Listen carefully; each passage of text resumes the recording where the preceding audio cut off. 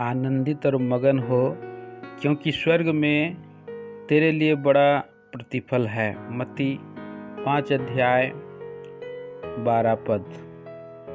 प्रेरितों के काम 5 अध्याय 41 पद में हम पढ़ते हैं कि जब प्रेरितों को सताया गया तो वे कुड़कुड़ाने के बजाय वे आनंदित हुए।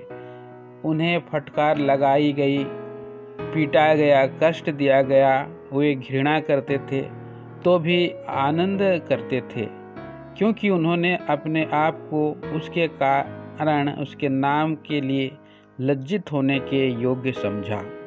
उसी तरह जब हमें लज्जित किया जाता है और मसीह के लिए निंदा की जाती है तो हम अपने भीतर एक आश्चर्य आनंद पाते हैं।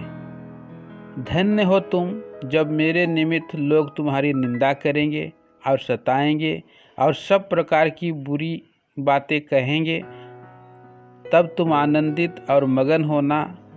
स्वर्ग में तुम्हारे लिए बड़ा प्रतिफल है, क्योंकि वे भविष्यद्वक्ताओं को ऐसे ही सताए थे जो तुमसे पहले थे। मत्ती 5:11-12। तो सबसे पहले आपको प्रभु का वह आनंद प्राप्त करना चाहिए।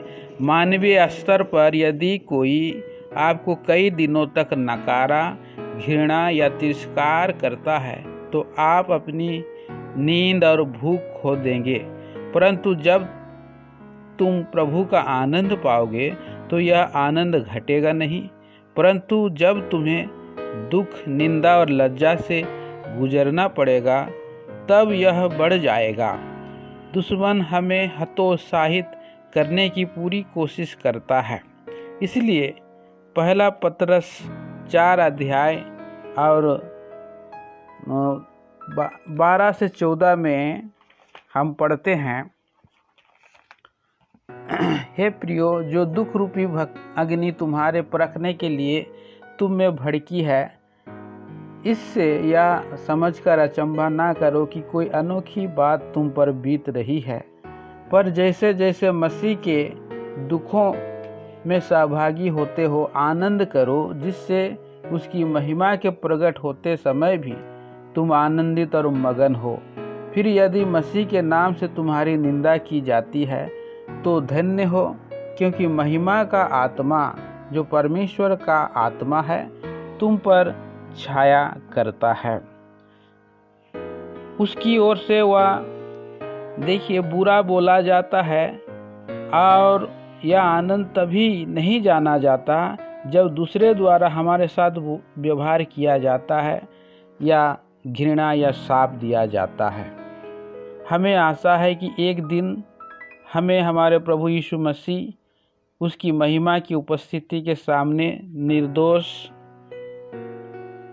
के साथ प्रस्तुत करेगा। पृथ्वी पर हम कमियों और असफलताओं से भरे हुए हैं, लेकिन जब प्रभु यीशु मसीह अपने सभी स्वर्गदूतों के साथ अपने दूसरे आगमन पर महिमा में प्रकट होंगे तो हम उनके सामने निर्दोष होंगे। उस समय फरिश्ते भी हम में कोई दोष नहीं देखेंगे। हमें एक दिन उसे आमने सामने देखने की आशा है, इसलिए हमें प्रभु की मेज में योग्य रूप में भाग लेना चाहिए, ताकि उस दिन हम उन्हें खुशी से आमने सामने देख सकेंगे।